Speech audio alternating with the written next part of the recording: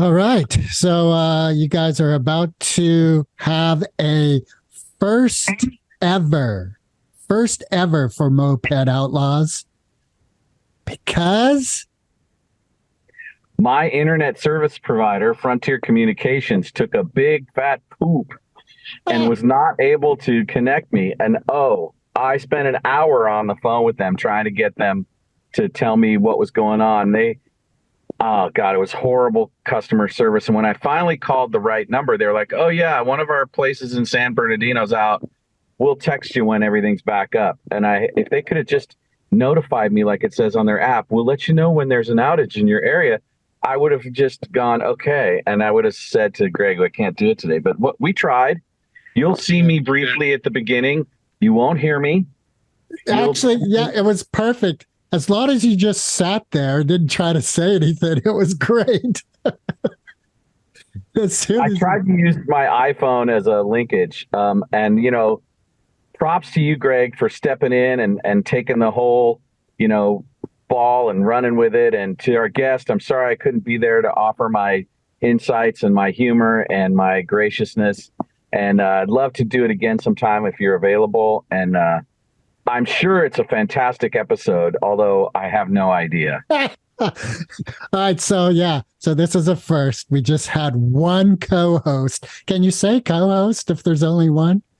Well, you're always riding with God, right? Amen, brother.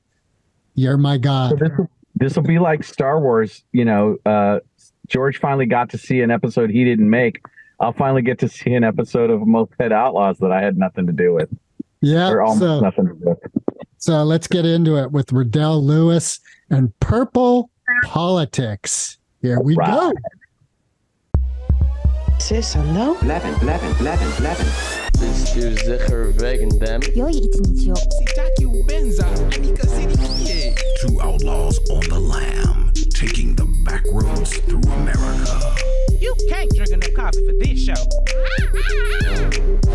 And now it's time for Monday Madness with the Moped Outlaws, Greg and Mark. And we're live with another episode of Moped Outlaws.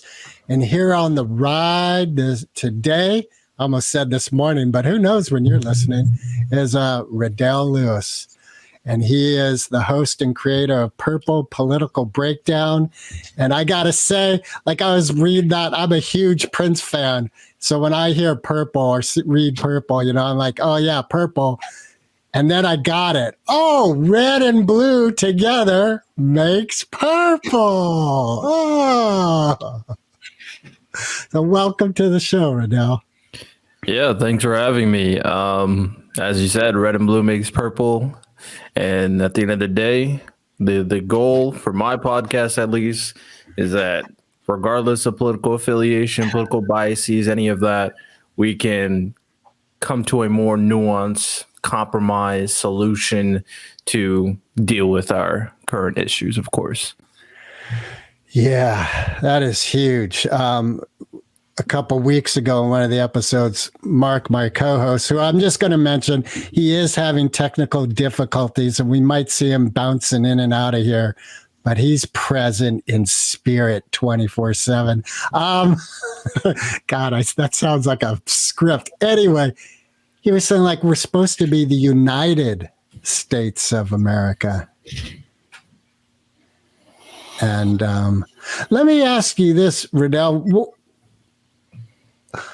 Do you believe that at some point in American history it was united, or has that always been a dream goal that is being pursued by the population? Well, I guess it really depends on what you mean by united.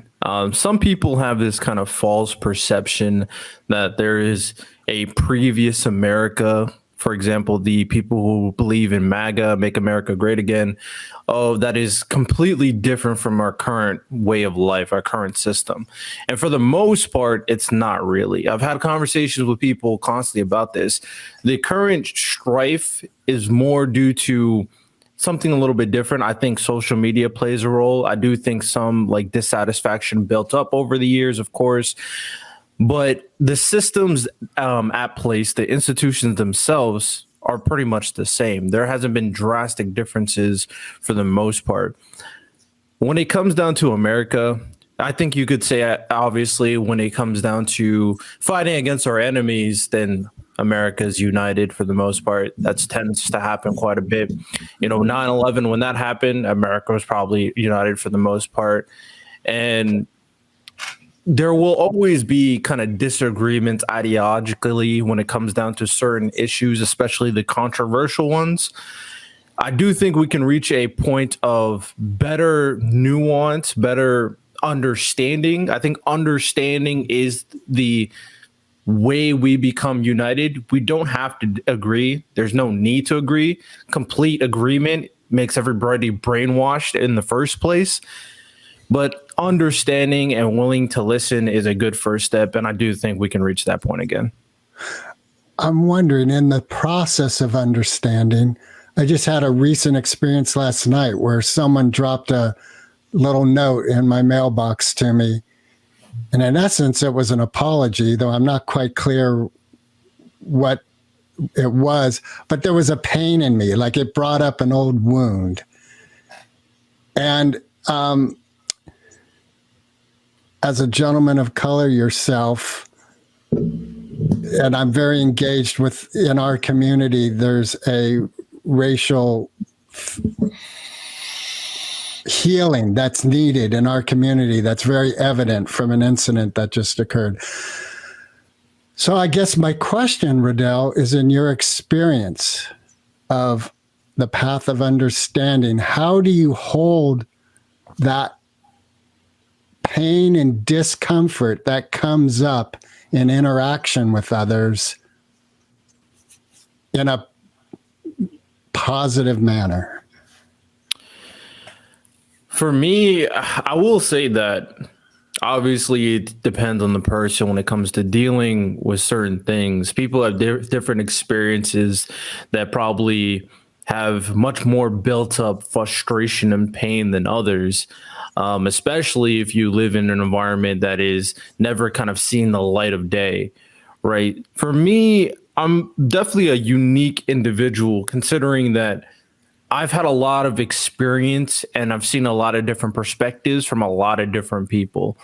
And at the same time, I don't really, for me at the very least, I'm more of a logical individual than an emotional person. So yes, there are things that obviously got me upset, and that like growth throughout the years to like my current age has developed my mind and my perspective. I preach to everyone constantly the best way to understanding is experience, it's perspective, it's conversation. Because once you get a different point of view that finally clicks in your brain, that is at that point where you go like, maybe I'm thinking about this all wrong. It happens to people all the time. Most people who are as frustrated as they are in this kind of bubble and don't really have the point of view of the other individual, which fair or not, it depends on the situation. But once they are able to kind of communicate, whether they want to or not, then they'll be able to find the solution they're looking for. At the end of the day, people who feel this built up frustration and pain, I definitely empathize with what you're going to. I've obviously, been frustrated at different points in my life as well. But we need to realize something very important, that the frustration that you're having wants to lead or get something out of that frustration. We want a solution in place. We want change in place. Some people may say we want revolution in place. And that's all fine things to want. But doing the things that is necessary to achieve said thing, you can't do that without the other side. You can't just get rid of everybody. That's genocide. You can't just overrun the entire government. That's basically going to turn into anarchy. That's treason. These are not solutions. The solutions you're going to have to do, things that you may not want to do. But if you want to get rid of that unease, that pain, that frustration that you're having, the only way you can do that is through understanding, is through compromise, is through conversation, and obviously being active and being an advocate in your community. So that's something I always preach to people, that let's put it plain and simple. If you're frustrated, violence is obviously not the right answer. So I'm sorry that I've been somewhat distracted. I've been having technical issues, but I'm following Radel. And my question for you right now is, in your podcast, have you found anyone who brings solutions that you think are viable? Are you finding any kind of innovative ideas in your exploration of these questions? For sure. I've found a slew of solutions. Now, obviously, if I don't agree with the solution, then I don't agree with the solution. All the solutions I do have that I agree with and that I listen from my guest or my prior co-host is on my website as well, for people to like read and see what they think about that. Kind of a baseline of what my stance is and what the solution is, of course. But I've talked about a lot of different things. To kind of name a few for people. So one person came on the podcast to talk about climate change a little bit. And they came, talking about a solution that they are creating to kind of help deal with carbon emissions in the atmosphere. Right. So their approach wasn't to kind of stand in the middle of the highway and prevent people from getting to work. Their approach was, we created a unique material. It's a paint, actually. And this paint is imbued with an algae that can suck up the carbon dioxide in the atmosphere. So with this paint, it's not only helping the environment, so to speak, helping the climate, so to speak, but it's practical usage, and it's not going to take away from anybody else's needs or wants. It's an actual solution that people will be on board with. And for the most part, there are a lot of people who are in the middle and a lot of people in the right as well that want, better ways to deal with climate change. But the way that people are going about it from what we see on the media is terrible. People don't want people just like bothering them. They're going to hate climate change activists if they do that. This was an actual solution that I was all game for, that I thought it was a great job. They're working on the paint. They're in a great process with the paint. And that's just one solution, of course. Another solution that I had when someone came on the podcast was someone who talked about the roles of parents. So this guy had a step-by-step solution on how you should go about not parenting. He's not telling people how to parent, but he's telling people how he parented to make his kid as great as he is today. Right. And he went down step by step on how you need to, be open line of communication, understanding, give your kid proper perspective and experience, make him an advocate, human rights activist, not like an extremist, but like being involved in the community. And he talked about all these different steps he went with his kid to kind of make them not only involved in the community, but also making sure that there's a strong bond between the kid and the parent, but also allowing him to be himself and grow and nurture. And so we had him on the podcast. We had just some conversations, some disagreements here and there, but overall the premise, the idea, the solution was great. And that's another solution that I thought people would gain something from listening on the podcast. So I've had a lot of people on my podcast with some great solutions so far. Do you think the current political structure that we have can be a healthy one for the populace as a whole? So I do think there needs to be, obviously, not change. I don't think change is the right word, but we definitely need to evolve our political structure, right? That's what we constantly do as people change.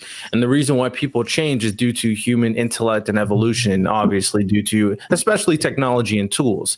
Technology and tools have changed us. It's allowed us to be more critical thinkers due to the increased amount of free time that we gain from the useful tools and technology that we garner.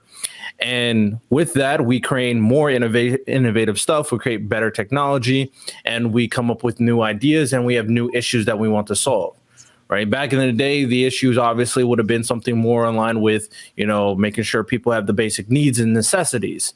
Nowadays, we're focusing more on social issues. The reason why is because the needs and necessities part is not nearly as critical as it was back then. obviously. Is it perfect nowadays? It's not perfect, especially in America, but it's way better than it was back then. So the reason why I say that is because in terms of our current society and how we should evolve, we need to evolve with our current times and our current way of thinking. And will that be possible? I do think it will be. It's going to require some adaptation with people, with the new generation, with my generation, with the generation afterwards, who are going to have to understand the way we are going about political discourse now is very toxic and unproductive, especially on social media. It's going to require people who do understand the nuance to speak up. It's going to require some different potentially policy changes. I think the way we're voting is not more representative enough to the more critical thinkers, because more people are being quote unquote political activists. More people kind of know what politics are, but their true thoughts are not really getting represented properly. So that may be in part due to how we're voting. So I've looked up some solutions. I'm having a guest in the future who talks about these different strategies. And there are things like star voting, ranked choice voting, approval voting. That's a little bit more representative of the people's wants and needs. So there are ways we can evolve and kind of make the political discourse a lot more productive than it is now. I do believe that. I haven't heard of these voting methods you just mentioned, like star voting, and what were the other two you just? So there's star voting, approval voting, ranked choice voting, and I'm not surprised. Obviously, it took me a while to even find out about this, and once I did and I heard everything, I was like, this is a great idea. To kind of put it basically, for one of them, for approval voting, because it's the most basic and easiest one to implement, the way we vote now is, I like to kind of frame it as, okay, I'm choosing the lesser of two evils. I'm choosing the person that I hate the least, right? Perfect example, Donald Trump and Joe Biden. People hated Donald Trump, so they voted for Joe Biden. Donald Trump and Hillary. People hated Hillary, so they voted Donald Trump. With these new voting strategies, such as approval voting, it'll be more representative of your opinions. Approval voting allows you to vote for multiple candidates that you approve of. So it's like, okay, I approve of, let's talk about the Republican candidates. I approve of Nikki Haley, Ron DeSantis, and Vivek. So you just said, I approve of all these three votes. I don't mind if any three of them get voted in. Maybe you see a third party candidate. The third party candidate was like, I know third party candidates don't win, but I approve this guy. So I'm going to put here because now my vote actually matters for this third party candidate. So you can also vote a third party candidate. So it just allows your thought, your kind of opinions to be represented a lot more. Also makes third parties more relevant than it is now, where it's like only these two guys are going to win. So I'm going to just choose this guy, basically. That's brilliant. I've never heard that. And that's a brilliant idea, because part of the whole thing with, even currently, we've got a pretty good challenge to the Democratic presidential seat happening. And one of the fears I have as a voter is if I vote for someone I really want, in essence, I'm voting for someone I don't want. Like, let's take the Donald Trump Hillary case. I wasn't thrilled voting for Hillary, but I definitely didn't want to vote for Trump. If what you're presenting was available to me, I could have voted for multiple people. And then you still have the one with the most votes is going to take the seat. But now I'm empowered with this system. I love it. Well, the issue there is chokehold that the GOP. In fact, those positions are extra constitutional. They hold our process. Mark, you're fading out. I think we lost him. Yeah, I couldn't really make out what he was saying. Yeah. And the GOP, the DNC and the GOP, chokehold on the system. Those institutions are constitutional. They exist out of the Constitution. Are you? It's not working, Mark. We're not hearing you. All right, let's switch gears while Mark just popped off. I became a huge fan of One Piece, the live version on Netflix, and I see behind you the flag. Yep. Are you a One Piece fan? Yeah, I like One Piece, the anime, the manga. I'm a big story writing guy. I like good stories, good written stories, good developed stories in terms of the human experience. It makes it easy for me when I consume media nowadays. For the last few years, I can learn more about the human experience through these stories if they're obviously written well, right?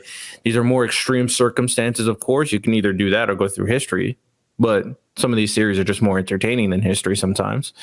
And that's why I kind of like enjoy them. I read the story, it's fun, entertaining, and you can gain something from it because everything that is written down, for the most part, the more like quality written stories are supposed to represent a side of the human experience, obviously dramatize a lot more, but it's supposed to kind of tell a message that it's trying to adhere to the audience. So yeah, I'm a big fan of stuff like One Piece, Attack on Titan, stuff like that. Did you watch the live version of One Piece? I did. I think they did a good job. The only live action that I've ever seen that actually just done a good job. Yeah. So One Piece gets a lot of credit for that, not gonna lie. Yeah. One of the things I noticed with the manga stories is they're you're familiar with the hero's journey? I'm familiar with it, yeah. Okay. Well, real briefly, I think one of the famous people who explored it was James Campbell, and seeing how these stories, no matter what the culture or the place in the world, these stories had the very similar arc where the hero's journey, a person is called to leave their place of comfort by something, and there's a resistance. They don't want to. It's kind of like Jonah. If you're familiar with the biblical story of Jonah, you know, he was called by God to go and talk to these people. He's like, no, that's not me. I can't do that. And he's swallowed by a whale. So then the hero sets off, and there's a challenge, and there's a challenge to the person's whole sense of being. You know, their whole sense of being is profoundly disrupted. And through the healing process, they can come back to their home, in essence, a transformed individual, and have something that they give back to the people, the home. And in these manga stories like One Piece, I really saw that. Like, I forget his name, but he was such the perfect hero in my mind, you know, especially when he was challenged, when he just thought he effed up beyond anything. Talking about Luffy? Yeah, Luffy, yeah. And, you know, there's that one, I think it was towards the end, like maybe the second to the last episode, where he thought they were going to win. Like he thought, yeah, we got this. And it's always lost, you know, as I recall, like someone's practically dead, and his love of his life is gone. And the person he thought, the redheaded girl like that, he thought she was in, she seems to have tricked them all. Like everything is lost. So I guess, let me ask you this, Riddell, do you have a hero's journey experience in your life? Hero's journey experience. It's hard to say. Obviously, I have my own goal that I'm striving for, very much within in correspondence with the podcast that I created. And I've always had a goal, especially at Alpha High School, that I was going to do something that I thought would matter. Now, I wouldn't call anything I'm doing as like heroic necessarily, because I don't really think that I'm inherently like the morally just individual like some of these other people. I kind of just go along with what I think is right, and I do what I do because I want to do it, basically. And that's kind of how I kind of go about things. Now, if it succeeds, it succeeds. If it fails, it fails. I'll keep on doing it, of course. So it's definitely a journey of somewhat, because you never know whether or not you will succeed or fail in your endeavors. But at the end of the day, if I do succeed, I will say that it could be impactful in some way, even on in the minor scale, impactful in some way in changing our way of communicating through politics and political discourse, and changing different things depending on certain issues that is going on. Because ultimately, I believe that the current state of affairs when it comes to political discourse is just kind of foolish at times. I think for the most part, on the left and the right, y'all are doing very similar things, but thinking about it at a different point of view. You guys are kind of acting irrationally on both sides. Obviously, certain people acting irrationally more so than other, depending on the issue. But one good thing that I've come to know after kind of being in these conversations so long is that everybody kind of sees themselves as the hero, as the good guy, as doing something that is in the betterment of society. Once you kind of click in your brain that maybe even if I think I'm a hero, doesn't mean that that other person isn't a hero. Once you click in your mind that everybody's trying to do what is best based off their own values, because people understand that, but it doesn't click for them unless it's kind of someone makes them realize that that is something more important than they really think. They understand people have different cultures and values. They understand that people have different point of views. They understand people are religious. They understand people have different identities. But now they need to use that understanding in how they approach these issues. And I think that is important. So if I can kind of make people realize these things, then I think that would be important for the journey I'm on at the very least. Is part of your journey to personally be involved in politics as a politician, or do you want to be more of a sort of an academic individual who's observing and giving thought to the process and hopefully bringing some enlightenment from that thoughtful perspective? It's really hard to say because I'm still relatively young. I'm getting older. I'm becoming an old man, but I'm still relatively young. So I can't really be involved in politics for a little while. But I know initially, like, I went to college for politics, and I decided to go against politics for a little while because the game was just so annoying when it comes to the political game. I do think I'll be involved somewhat in the future in terms of politics, but I more so want my freedom to say what I want. I don't want people telling me to say what I want or telling me what to say what I need. I don't want people to kind of lobby me to kind of push a certain bill or anything. I don't want to be playing those games. I want to adhere to my own values, my own way of being, basically, and create solutions based off what I think is right versus what someone else thinks is right. And what's important for me, so people kind of understand, is I'm not like strict to the point where I think my way is the only way. I adapt. I have so many conversations with the left, with the right, obviously with the middle, and I evolve my opinions based off my conversations. I still think that I have a good way of analyzing and conceptualizing different things, but I'm willing to compromise issues to push whatever I'm pushing forward. So it's hard to say. I think I'll mostly be in this more maybe academic space, maybe just entertainment space, podcast space, maybe the kind of, I wouldn't say talk show host, but kind of my own version of that space that is able to provide this different nuance from my own individual opinion. But I won't discount the idea that in the future, I may enter the political arena and see what I can do. At the very least, see how it goes. As a politician, do you see your vibe more as a leader who is attempting to bring enlightenment to your constitution, your people you're representing? Or do you see yourself more as a representative of the democratic voice of the people you represent? That's an interesting question.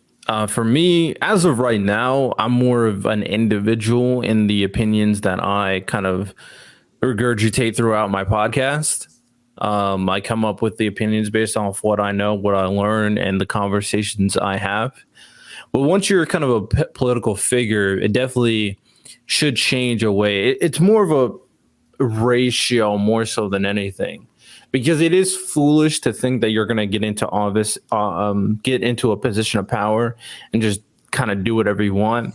And sometimes when you just do whatever you want, you may do something that is not at the benefit of the people.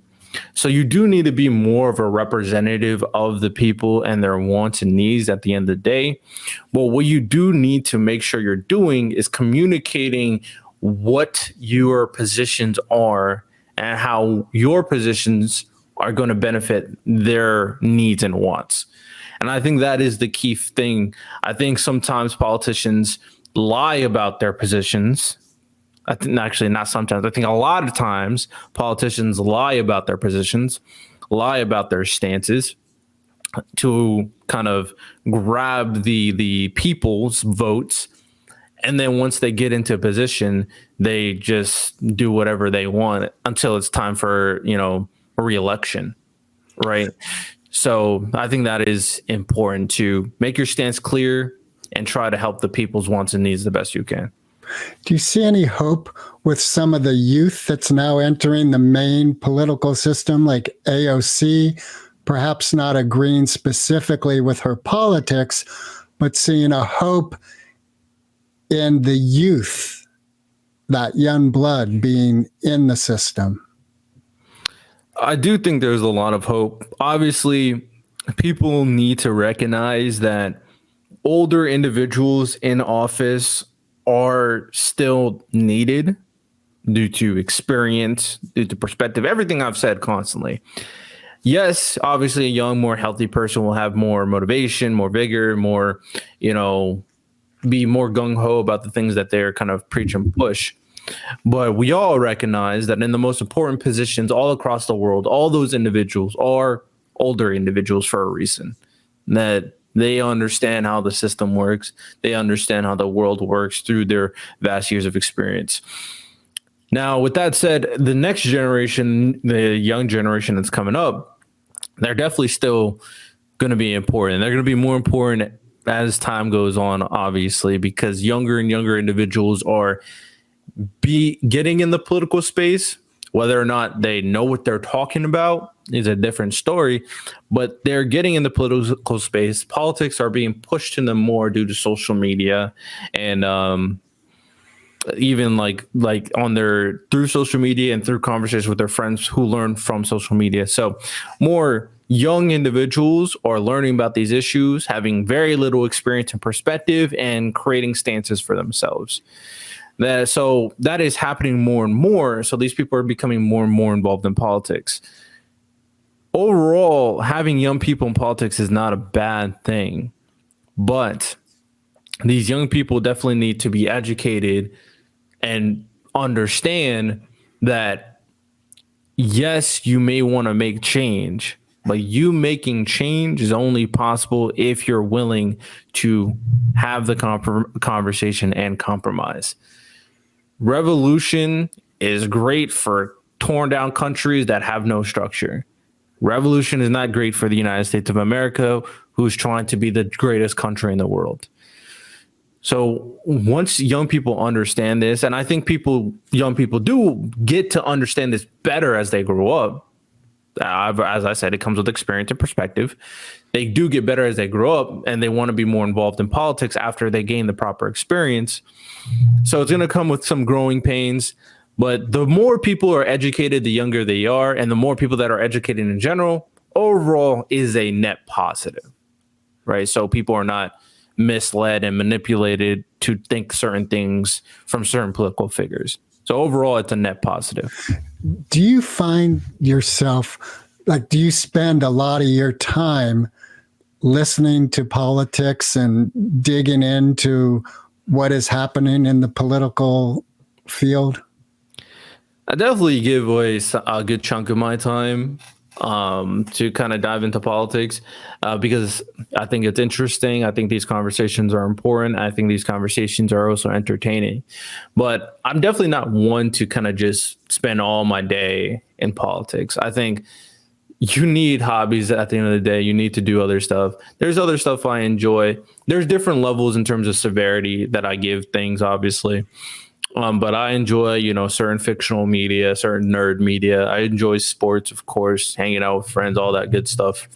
And, all of that stuff takes time out of your day. But when it comes down to, politics and specifically, it requires a certain level of focus and certain level of, paying attention, basically, to make sure that you're not giving people the wrong information, to make sure that you're not just telling people nonsense that they believe and just regurgitate to other people to grow the spear of nonsense. It needs to be deliberate when you're paying attention to politics and understand what is going on, because these issues revolving around politics doesn't only affect you, but it affects everybody else. So even though I focus on a lot of different things, and honestly kind of need to if you want to live a enjoyable life, politics definitely needs to take more care. It can't be just a hobby that you just kind of pay attention to and then just haphazardly talk about. So I'm wondering if you've been following Marianne Williamson's run for the presidency, and also I'm forgetting is it Robert Kennedy Jr.? Is it Robert, his first name? Yeah, I know about RFK Jr. running as an independent. I know about just changed to independent. Yeah, changed to independent because I think he knows he wouldn't win the primary against Biden, but he will take votes away from Biden for sure. And pay attention to Republican candidates because obviously they've had like two Republican debates so far. So I've watched both of those. I know there's another person running. I don't know a lot about Marianne Wilson personally, but I do know there's another individual running. I forget his name that wants to run for the Democratic nominee. And there's another one that's on the social media space, Shank, I think that's his name, who's also running. So I knew a couple of candidates that it seems to be running as of right now. Right. What you just said about how RFK Jr. is going to take votes away from Biden speaks to that manner of voting that you mentioned earlier, where if I could vote for RFK Jr. and for Biden and perhaps Marianne Williamson, those are three people that right now, as I sit here with you today, I would give those three people my vote. And it's just so empowering. I really wonder, do you think it's plausible that in our lifetime, we will see something of that nature implemented into the voting system? I do. I know organizations that is working towards changing some of voting styles at the local level. I personally, I always kind of regurgitate to people that local and state politics is more important than federal politics, national elections. It affects you much more, obviously, than national elections do. But if it starts at the local level and states are making changes and there's actual better representative, electees that actually do stuff that adheres to the populace, then it'll just increase in terms of integrity. And with that said, more states will do it, and eventually enough people will understand what these things are, and they will preach, okay, we want this at the federal level now. We want to choose the president this way. So I do think it's possible in the future. And the only thing I think, like, the challenge to the statement of local politics and federal politics is, and this is a bad pun in here, but the trump card is always what the federal policy is. And I think a great area where that's evident is with marijuana, and how pretty much universally, not completely, but, it's recreationally legal now from a state perspective in many, many, many states. However, even in those states, the FBI can come in and bust you, and that's end of story, because it's still a federal felony. And even looking at education, and where I really see the powers with the Supreme Court, when they dictate legal policy of something, so often a word in that policy will impact lives for decades. Yeah, so I think people definitely need to understand that voting for the president doesn't mean you're voting for policy necessarily. You're voting for your congressman means you're voting for policy. So we know that the legislative branch are the ones that make laws. And it's a little misleading because the president is the figurehead. Now, Donald Trump wants to make the presidency more powerful than they already are. But the executive branch is here to kind of make sure that the country is running smoothly. They're not here to make laws or anything. So that is why people need to understand that you're voting for your senator, you're voting for your representative. Those are the people that matter. They're the ones creating the laws. They're the ones who represent your needs. Not only do they help create laws at the federal level, but more importantly, they help create laws at your state level, at your local level. The laws that affect you specifically are the laws that that you want to get put in place. So yes, the federal government obviously is more important, realistically, but in terms of your voting and your representative, the more important representative to you as an individual will be your local representative, will be your state senator, will be your governor, will be your mayor, the people who actually impact what you do on a consistent basis. As for the Supreme Court, I mean, we don't vote in the Supreme Court. They're chosen by the president, and they're here to interpret laws, not dictate laws, I would say. And at the end of the day, yes, there's a certain level of biases. There probably are ways to make the Supreme Court more efficient. I personally think that the Supreme Court should always be a more evened out number of jurors in terms of representative ideologies. But to each their own, depending on what you think about that. But they're here to interpret what is and make sure that we have a good precedent moving forward. The Constitution is still words from people all the way back then, and their words from all the way back then don't necessarily one-to-one correlate to what we got going on today. So we have to put in amendments. We have to have case law to ensure that it constantly evolves, like I said before, to our current needs today. So the Supreme Court is very important, and more people want to go to the Supreme Court for everything that we have nowadays. So I can see why people are concerned about it, but that is their job at the end of the day. That is what they're here to do. If there's any like particular things in terms of their powers to be, obviously it's a conversation, but if they're told to, hey man, interpret what is going on here and tell us what's going on, then that's what they're going to do, of course.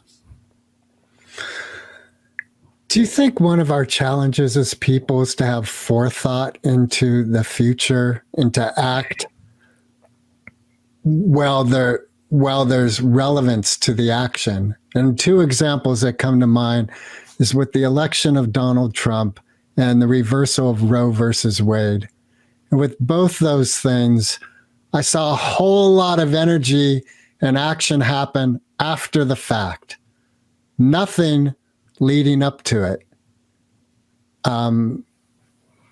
Do you think that's a human challenge that we need to acknowledge and learn to overcome?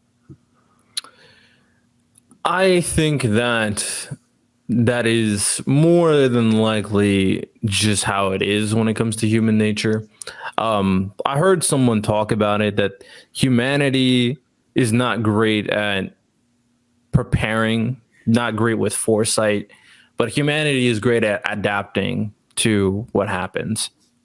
So it's impossible to know that whatever that is put in place will be in the betterment of society as a whole. And I think adaptation is probably just more important at the end of the day, because I've said it before on my podcast, and this episode might already be out, I'm not sure. But people need to realize that when a solution is implemented into American society, that solution is going to do what it's going to do. But there will always, 100% of the time, there will always be an issue down the line. Perfect example. Regardless of what you think about the feminist movement was a great net positive for American society. Why? It's obvious. Women have more rights. Women can vote. Women are treated with more respect. Women are treated as equal. What problem happened afterwards, which is there's problems with everything, like I said, is that there's a weird dynamic between women and men nowadays in terms of relationships.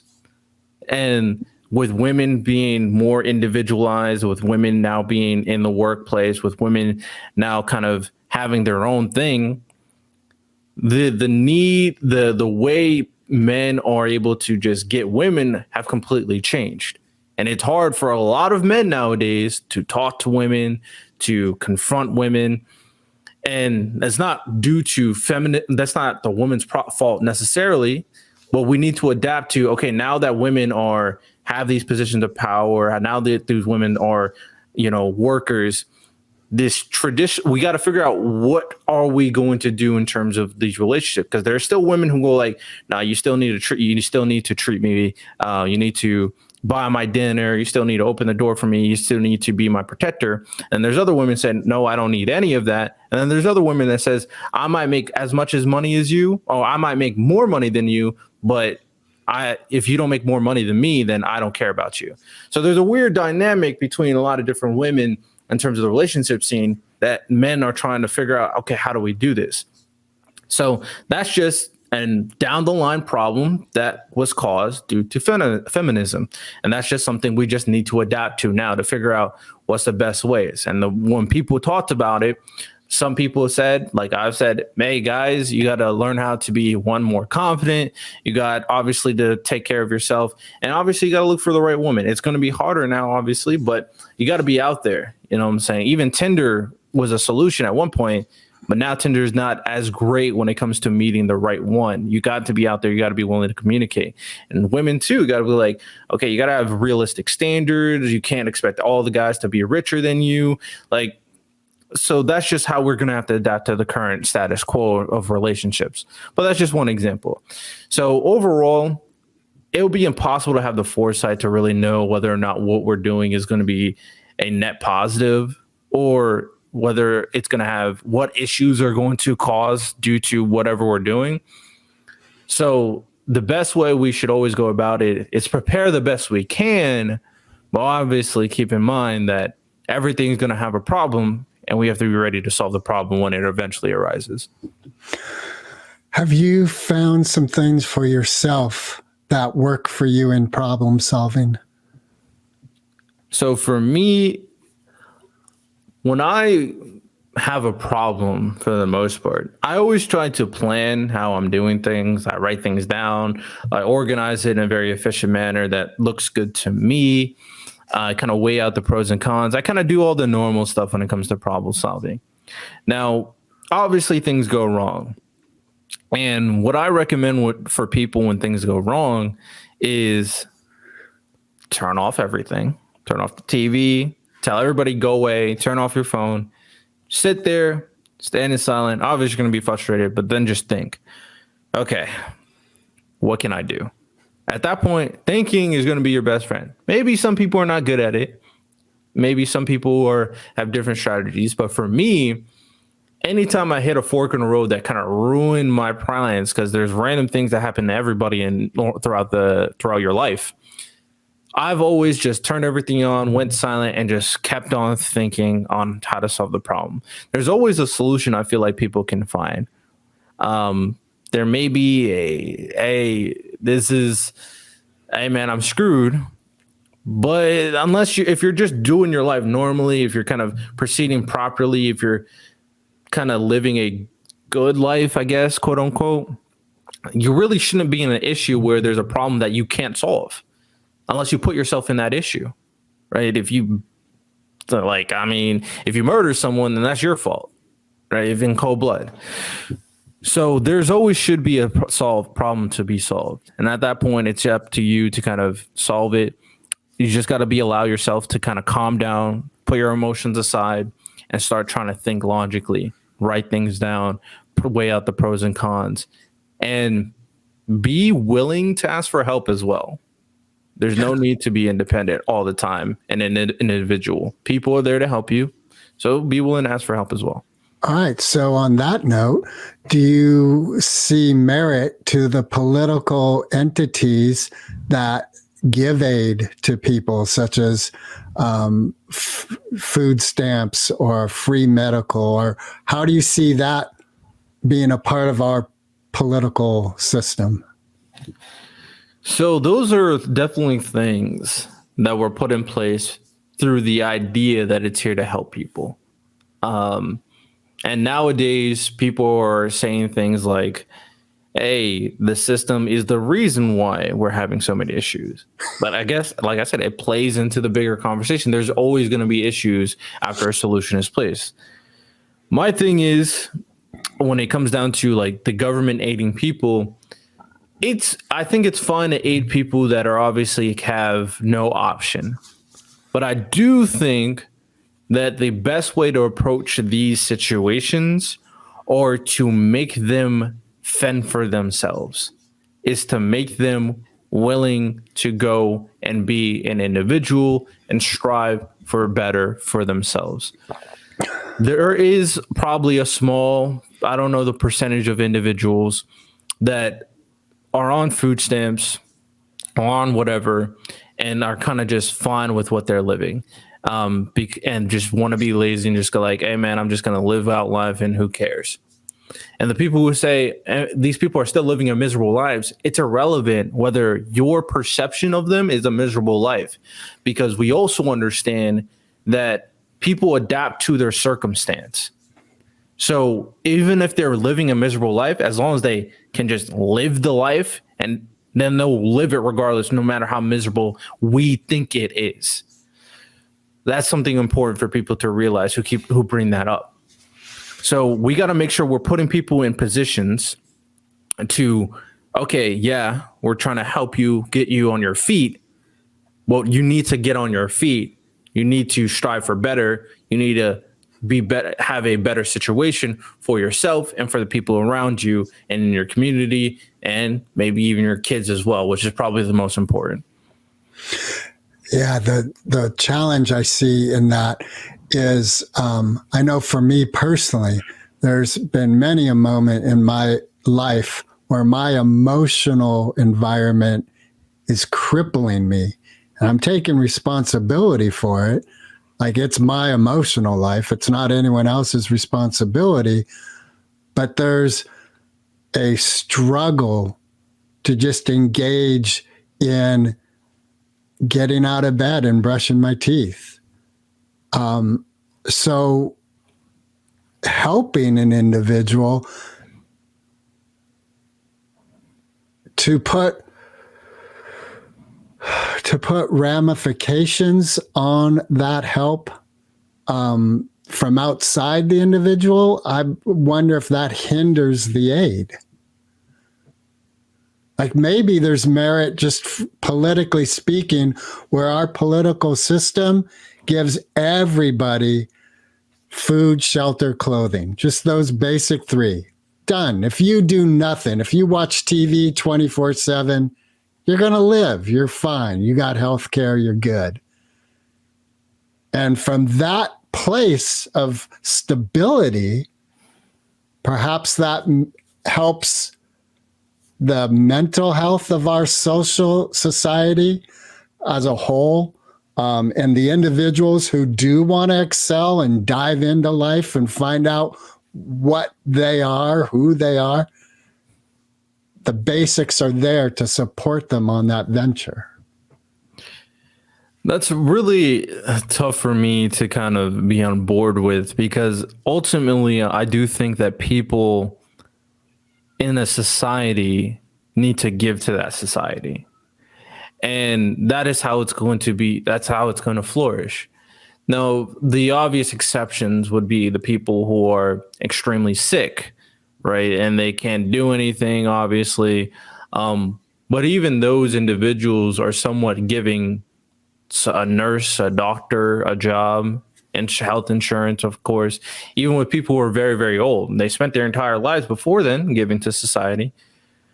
And they have they built up their own finances with like Social Security potentially, or if they go to a nursing home, they're giving to the fact that a nursing home individual has a job.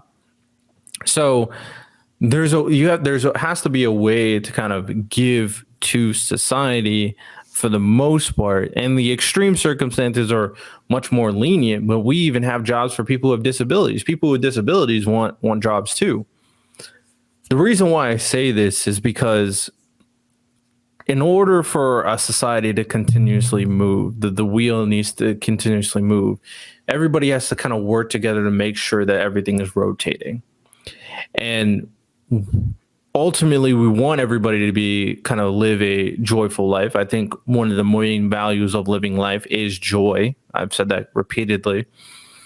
And it can be a struggle that you're going through a very mundane job and you don't want to do anything. But you not doing anything is just going to make someone else's life harder, because they're going to have to work double as hard. They're going to have to do more work for the same pay. So that'll just create a bigger problem in the long run if you're not providing anything and making someone else work for your lack of providing whatever you're not providing. My thing is, when it comes to our mental health and people's joy, I've said before that people's lack of joy comes with purpose and meaning. People are losing meaning and purpose in life, whether that's due to lack of religion or some other factor. Because people have more time to themselves, they think these things through and just kind of able to find a proper light, especially if they grow up in a very bad environment. And with this kind of lack of purpose, lack of meaning, this constant loop of negativity going on in your brain in these negative environments, we can see why mental health is going to be an issue. I think people need to recognize that in the most prosperous societies, mental health will always be an issue, because not everybody can prosper in that prosperous society. So my thing is, one thing that I've thought of is we need to create more meaning in more areas. Now, I've already talked about like individualized meaning, finding your joy, finding your hobby, friends and family. All that is kind of understandable. All of that, we all kind of realize that it can be hard for some.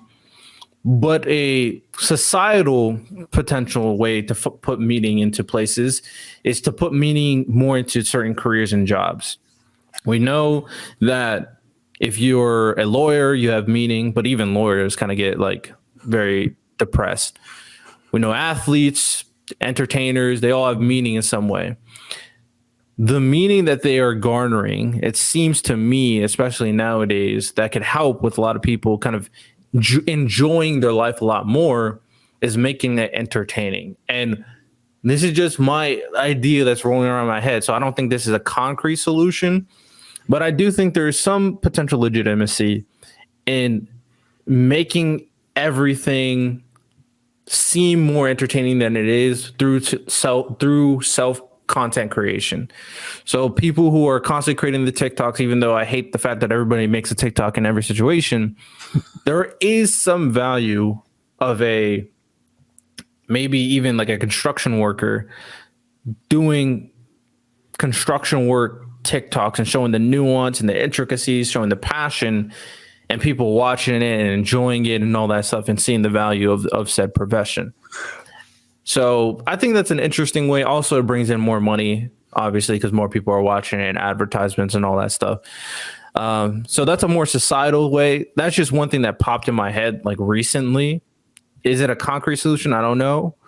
I think there are better solutions that are a lot more elaborate, but finding more meaning in your work is a good stepping stone or stepping part block. of what I hear is you're saying our challenge as individuals is to find our joy. And no matter what we're doing, our human challenge is to be joyful in that moment. Yeah. And I think people, obviously it's hard to find your joy based off your circumstance, but everybody can find joy unless you're a sociopath or a psychopath. But even them can find joy to an extent, right?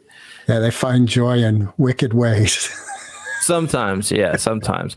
But everybody can find joy. There are so many things in society, in American society, that you can do to find joy.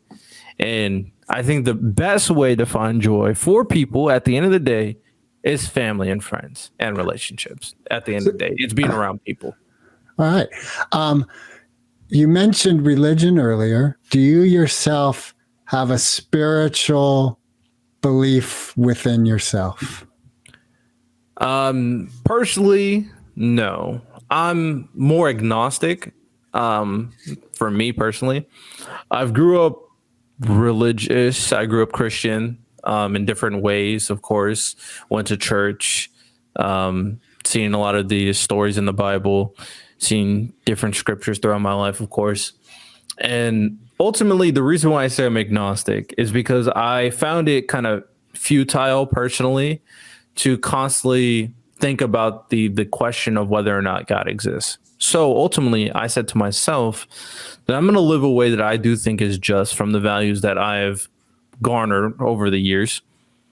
And when I kind of morbid, but this is how I think, when I die, I'll find my answer is basically how I'm thinking.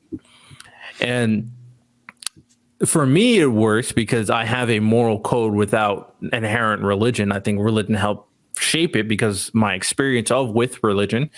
But for me, it works, obviously. But I do think there's value in religion because I don't think it works for everybody. Creating a moral structure on your own is just not something people can do, realistically. Right? So religion has value. Religion could be correct. Christianity could be correct, of course. And there's nothing wrong with that if you believe your ways. My only thing is if you're religious, of course, practice what you preach. Don't be a fake religious individual. And the goal at the end of the day, from what I've seen from all the different religions I've seen, should be the betterment of the world, the society, by practice of how you practice your religion. You need to be a morally good person to get to the best places, right? So I think that it can provide a lot of that for people where they want to be that good individual, where they want to kind of reach that pinnacle. And that's a good thing for people, of course. When you look on your own personal childhood and growing up, do you believe that you grew up in a positive, wholesome environment, or were you in one of the challenging environments I heard you refer to earlier? So financially, I would say I was in a pretty normal situation because I grew up in military housing.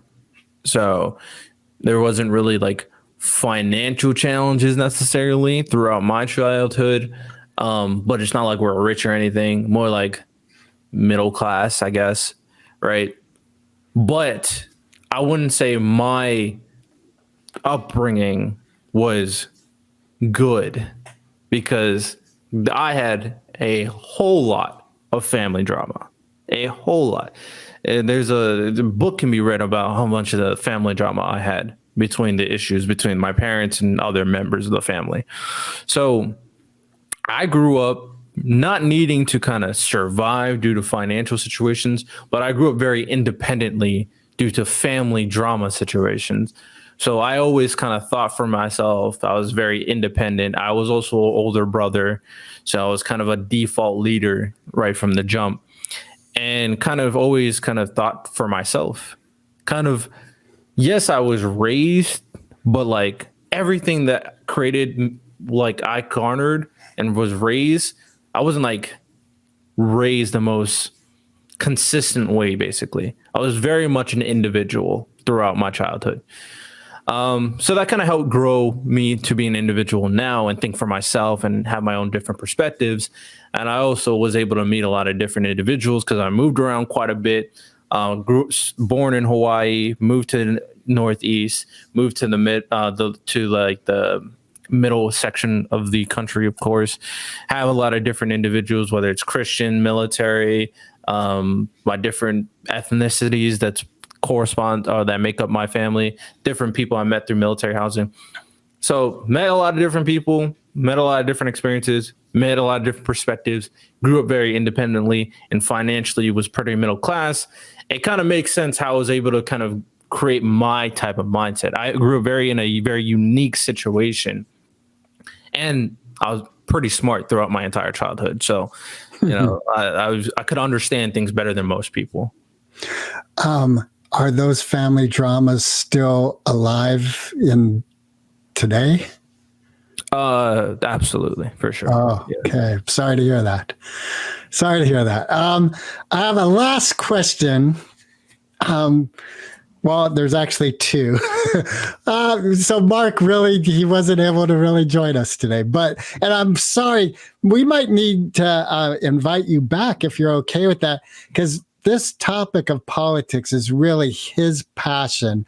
And he, I think, would bring some elements and knowledge that I don't have that would really. So we might be circling back with you if you're open to it, Mr. Lewis. Yeah, sounds good. All right. I'm wondering, I noticed on one of your episodes, and I didn't have time to listen to it, but you were touching on what's going on with the current Hamas-Israel war and the situation in the Middle East. Do you mind my asking your personal thoughts about that situation? And especially, is there some hope for the situation? Hope is hard to say, especially from an outside perspective. I will say this: the Israel-Palestine situation is very complicated. The people who are so sure that their side is right, a little bit ignorant, but to each their own, I guess. I understand why people who have family in Israel who are Jewish are so angry at the other side. I understand people who are Palestinian, who are Muslim, who are so angry on the other side. I think people need to realize a few things, few very key details. Hamas is a terrorist organization, 100% a terrorist organization. What they've been doing, what they've done, very terrible. People also need to realize Hamas, Gaza, and Israel have been in conflict for a very, very long time. It's not something that sprouted up recently. They've been in conflict for a very long time. And there have been attempts to create a two-state solution. And initially, from what I've researched, Palestinians were the ones saying no a lot in the beginning. Right now, Israel, a lot of the radical right Israels in the Israeli government, who are also very bad because they seem to just want basically a genocide of the Palestinian people based off how they're acting, from my point of view anyway. The extremist right Israelis, not the entire Israel, but the extreme. I feel like people need to distinguish these things. And a lot of them are in the president's ear, or prime minister, I forget what it's called, Netanyahu, of this kind of very extreme idea. Now, I'm not saying Netanyahu is extremist, right? But I'm saying that they are definitely have a influence in the Israeli government, from what I've seen at the very least. So now even they don't seem like they want a two-state solution. And obviously Gaza and the Palestinians seem to be, the Hamas at the very least, the leadership don't want a two-state solution. So overall, both sides kind of don't want to kind of be separate. They want to be at one. But the only way this is going to happen is if we're being honest, Hamas is completely eliminated, because Hamas in their doctrine said they want to get rid of Jews. So it's a very complicated situation. People who are supporting Hamas are delusional and terrible people. And people who are okaying the constant airstrikes that are killing innocent civilians are also delusional. But at the same time, it's a very complicated situation for people, even on the Israeli side, because one, it's hard to kind of, I've heard the solution of special ops in Palestine, and that might be good, but I guess it's hard to pinpoint Hamas right now, especially with all the underground tunnels and the fact that they keep on telling Palestinians to leave Gaza. And apparently, from what I've heard, Hamas keeps on making them stay.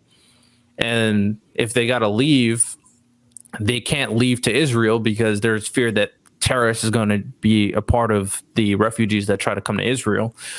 So again, it's a very complicated situation on both sides, because I'm not even saying Israel back in the past was doing everything right, because they were putting certain territories in Palestinian territory.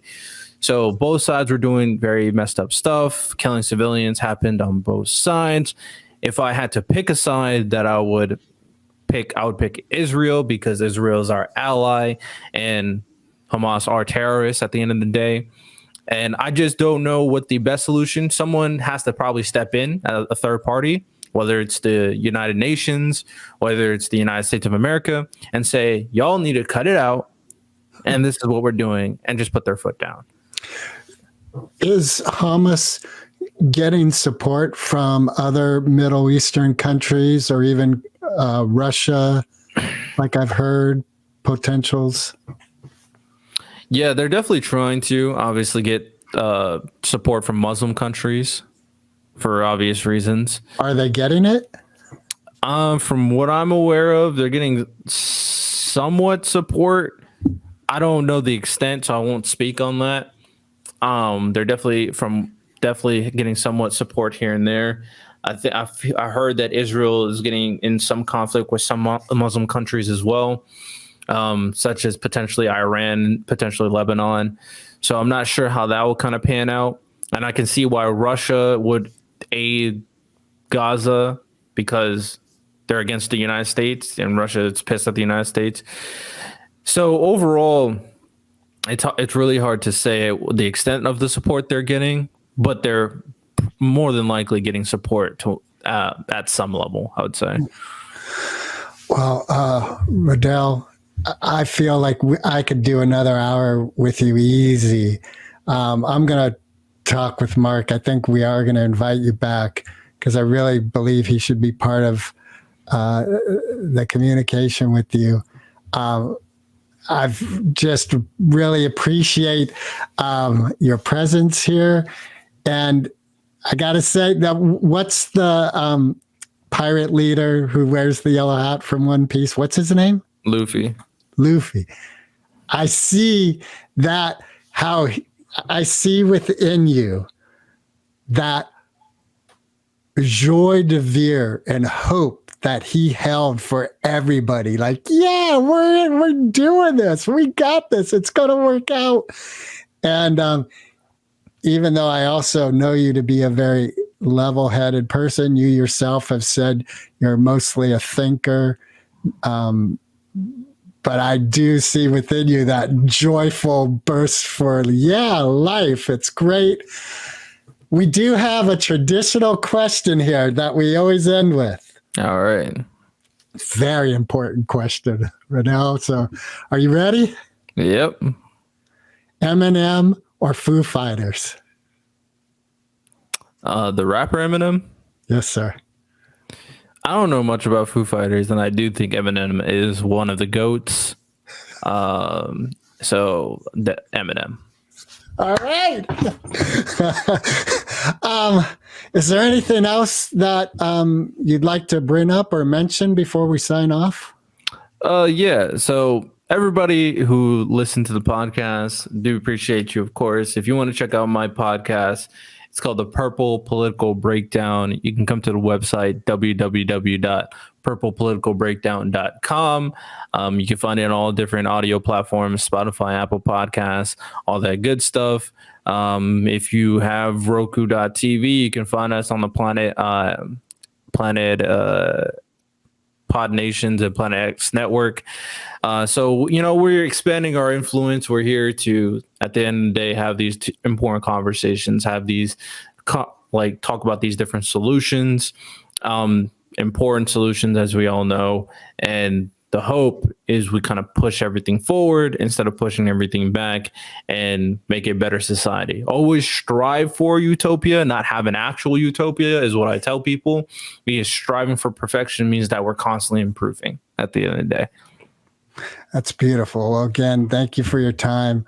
I've certainly been educated, and hopefully we'll have you as a guest again. All right. Sounds good. I can't wait to be on again. Recording stopped.